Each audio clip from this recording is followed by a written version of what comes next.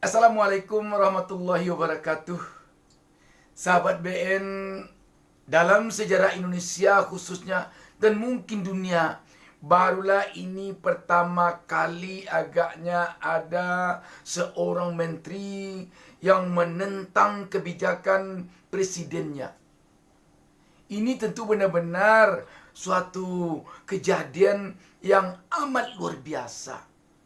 Seorang menteri bisa berbeda pendapat dengan presidennya dalam suatu kebijakan yang betul-betul kebijakan itu menyentuh kehidupan masyarakat.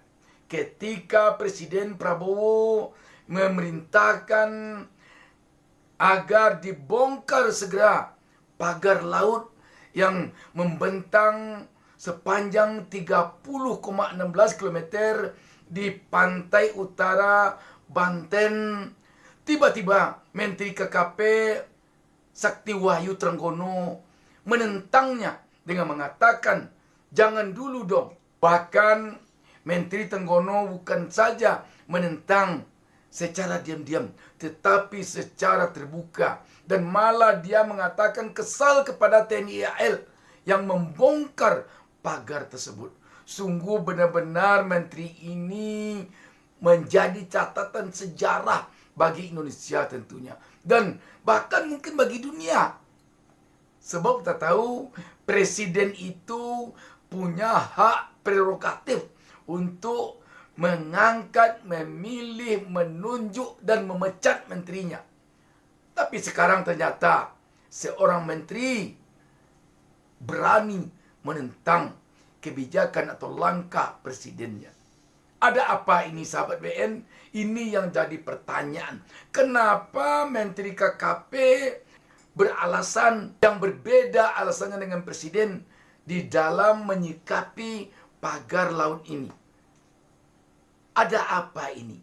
Siapa sebenarnya menteri ini? Dan kemana dia sebenarnya berinduk semang? Setelah heboh ini sekarang ini sahabat BN, berbagai spekulasi bertebaran di tengah-tengah publik. Dan di antara spekulasi itu kita melihat ada di tengah-tengah publik yang menganggap bahwa bisa saja Menteri Trenggono ini tidak merasakan sekarang ini presidennya atau bosnya Prabowo, tetapi masih Joko Widodo. Makanya kalau menteri-menteri yang lain kiblatnya ke istana, bisa jadi Trenggono berkiblat ke Solo. Masih untung sahabat BN, ada satu institusi yang menutup malu Presiden Prabowo, yakni TNI AL, yang mengatakan pasang badan untuk melaksanakan perintah Presiden Prabowo.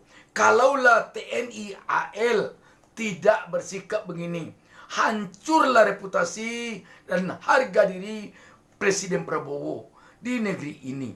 Sebab KKP yang diharapkan berada di garis depan melaksanakan setiap instruksi dan perintah Presiden dalam menangani persoalan pagar laut ini ternyata bersimpang jalan dengan Presiden. Sekali lagi tentunya kita salut kepada TNI AL yang tegak lurus loyal kepada Presiden. Dengan ini sahabat BN, kita masih harus tetap mengatakan bahwa TNI sampai saat ini tetap tegak lurus kepada Presiden, kepada Panglima tertinggi negara ini. Juga banyak sekarang ini spekulasi yang bersebaran di tengah-tengah publik yang menjawab pertanyaan tentang mengapa sampai Trenggono ini bersikap begini. Beredar di publik spekulasi bisa jadi Trenggono ini menjadi bukti bagi rakyat bahwa pagar laut ini sangat erat kaitannya dengan PIK 2, dengan Aguan yang merupakan petinggi di PIK 2, pemilik perusahaan Agung Sedayu Group yang dikenal selama ini sangat dekat dengan Jokowi. Ketika Aguan dan Jokowi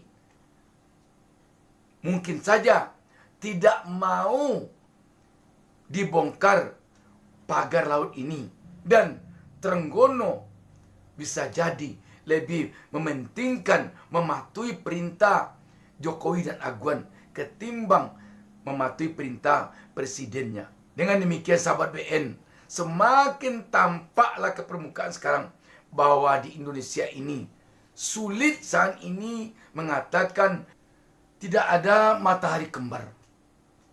Satu matahari di Istana Merdeka di Jakarta, satu matahari di Solo. Dan tentu saja rakyat berharap kepada Presiden Prabowo untuk tidak menutup-nutupi ini lagi.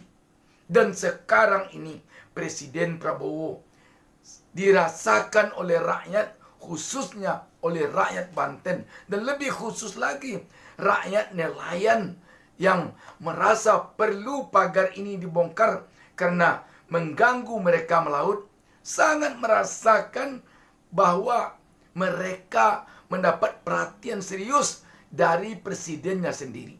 Dan ini yang tentunya dijaga oleh Prabowo ke depan. Cara menjaganya tentu Prabowo harus memilih lebih dekat hubungannya dengan rakyat dibandingkan dengan Jokowi. Bagaimana kelanjutannya ke depan? Rakyat tentu berharap pembongkaran pagar laut oleh TNI kemarin ini tidak hanya sampai pada 2 km saja, tetapi tuntas seluruhnya. Sebab kalau hanya sampai pada 2 km itu saja, rakyat nanti bisa saja beranggapan bahwa Prabowo telah ditekan oleh Jokowi dan Aguan, sehingga pembongkaran yang dilakukan oleh TNI AL terpaksa di-stop oleh Prabowo karena Prabowo takut kepada Jokowi dan Aguan. Itu jadinya penilaian rakyat nanti. Dengan demikian, harus pembongkaran ini dilanjutkan.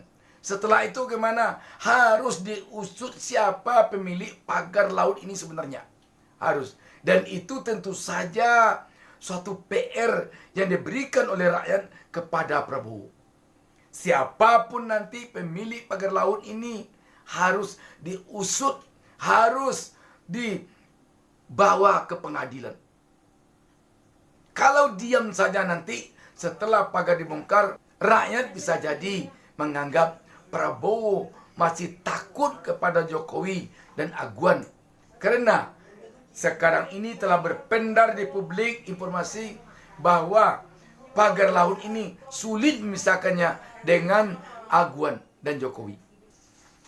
Jadi di akhir pertemuan kita ini sahabat BN dapat kita simpulkan bahwa Presiden Prabowo ada 2 PR untuknya dari rakyat, khususnya rakyat Banten dan lebih khusus lagi rakyat nelayan Banten yang menginginkan pagar itu tidak ada, tidak mengganggu mereka melaut, dan yang menginginkan tidak ada berbagai intimidasi, berbagai tekanan kepada rakyat untuk rakyat mengatakan setuju dengan pagar itu.